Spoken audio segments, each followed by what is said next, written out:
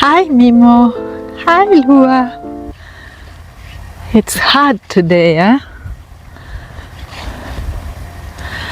Very hot, very humid, very Minnesota. Hello everybody. Hi.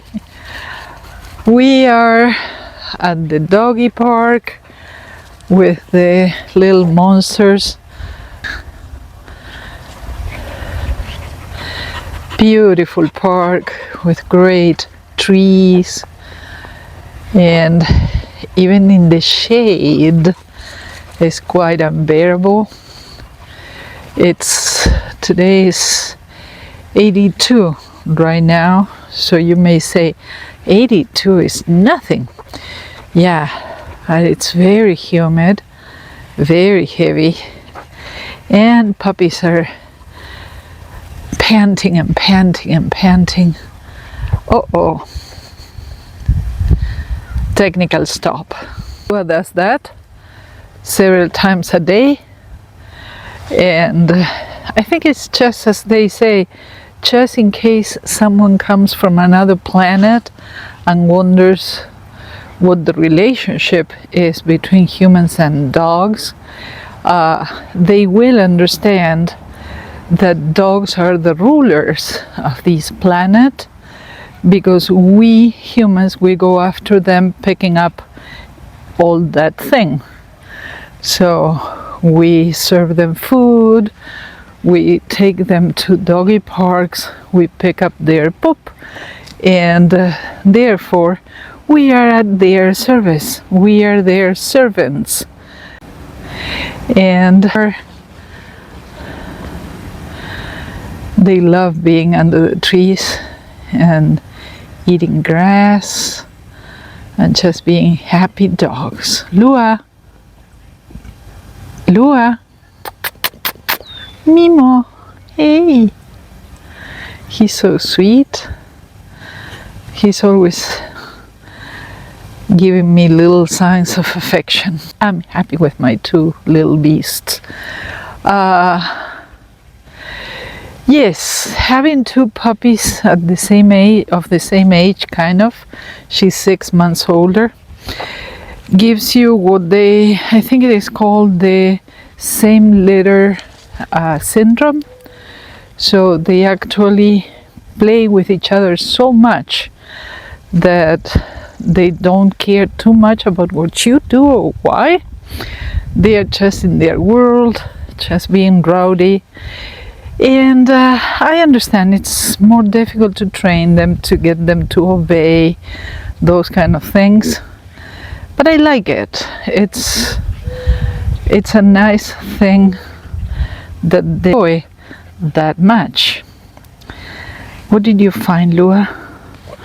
Oh, a nice tree at your height. That's amazing. I am not going to go that way because it's too sunny, so we are coming back this other way. Because today we are going to talk, look at Mimo among the flowers. Hi Mimo. Today about why would anyone want to be a nomad. That is something that has been in my mind for a while, and I don't think we ever touched on that, at least not specifically on that. So here we go. My chair, my puppies, and their almost endless supply of water. Lua, it is hot, huh? It is very hot. So, yes, it is extremely hot out there. 85 now. There was an old guy walking laps around the dog park. You probably hear them panting. They have a fan on each of them, and they love that. but it's extremely hot and humid. So it is very sticky, not nice. That old guy was walking laps very quickly, and his poor old dog could not catch up with him. I was so sorry for the dog. Guys here in Minnesota, they really think they have to prove how manly they are and how strong they are by shoveling very wet snow in the winter or running, walking laps around the dog park at 85 degrees in the middle of the day. I don't know why, guys, do you think you need to do that? To prove what? Whatever. That is not dirt, actual dirt. That is Mimo's nose. Every time all the windows are marked with his nose, and I have to clean it. I know, I will eventually. So we are going to keep talking about being a nomad later when I get back to the hotel with air conditioning there, because my brain doesn't work. It is too hot. I know some people are in some areas of the country at 105, 110. Those are heroes. I cannot stand 85. It's too much. So I'll see you a little later to see why you would want to be a nomad. Crazy thing. See you later. Oh my God. After I left you, we stayed at the park for a little longer. They were exhausted because it was so hot, and many other little dogs came, and they were all hiding under the shade of trees and panting like crazy because it was really, really hot. The temperature was 85, the humidity and everything, I am sure the feel like was 95. It was miserable. So my original plan was to leave them in the van, go into the Texas Roadhouse and have a steak, and buy a couple of other steaks for the rest of the week. I couldn't do that because I couldn't leave them in the van. It was that hot. So I went in, I ordered, and I came back to the van, and I think the mistake was to leave the engine idling while the air conditioner was on, blasting cold. I picked up the steaks, and when I was ready to leave, the engine started acting up. I had a red light, check your gauges, but check gauges, and the oil would drop to 0 and then to normal and then to 0 and then to normal. So I went to the Walmart that is across the street, and they told me they are not technicians, they just do changes of oil, but that they thought it was wearing, it was a major concern to go to a mechanic. So I started calling, and everybody was closing in the next half hour or so, and they would not open again until Monday. Now I don't have a AAA, so I suddenly felt so unprotected, so exposed, so anxious. I finally decided, okay, I have to get out of the city. It's funny, I was going to tell you why to be a nomad. Suddenly my defense mechanism was going back to being a nomad. I thought, I have to get out of this city. I have to be in the middle of the road. I am going to take the road back to Thief River Falls. And if I get stuck in the middle of the road, we can sleep there. Sorry, Mimo. We have a steak to eat for a couple of days, and I am sure someone is going to help us when they see us there by the road. Otherwise, we are going to be very comfortable in the middle of a field because there is nothing here. But suddenly the idea of staying in a city until Monday for a mechanic to check my engine, or just spending the night by the side of the road, I felt safer by the side of the road. I wanted to go back to nature.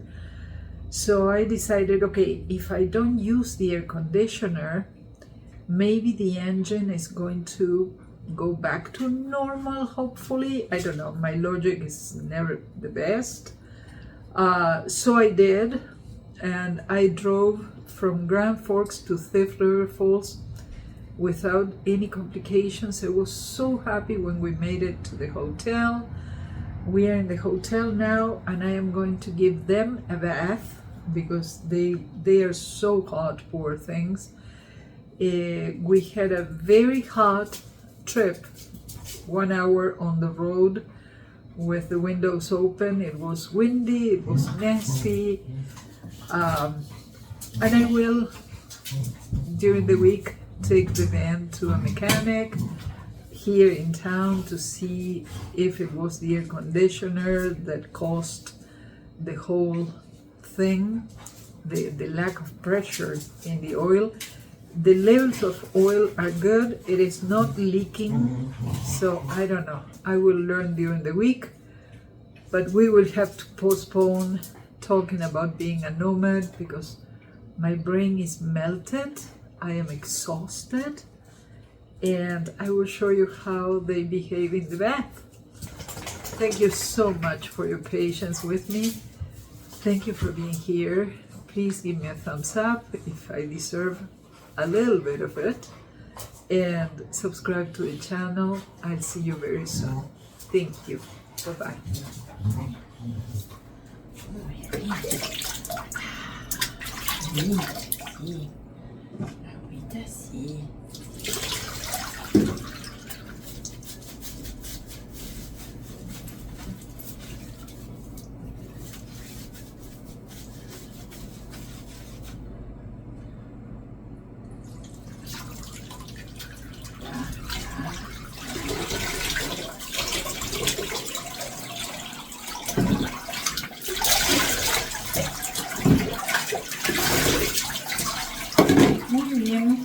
Muy bien.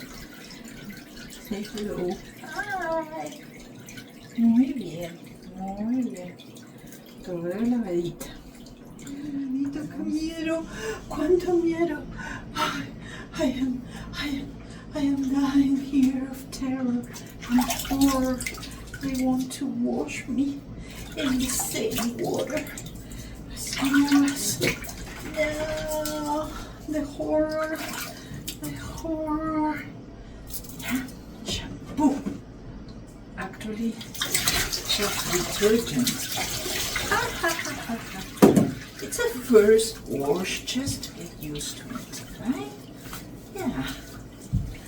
Very good, Mimo. Muy bien. Hola, Mimo. A lot longer.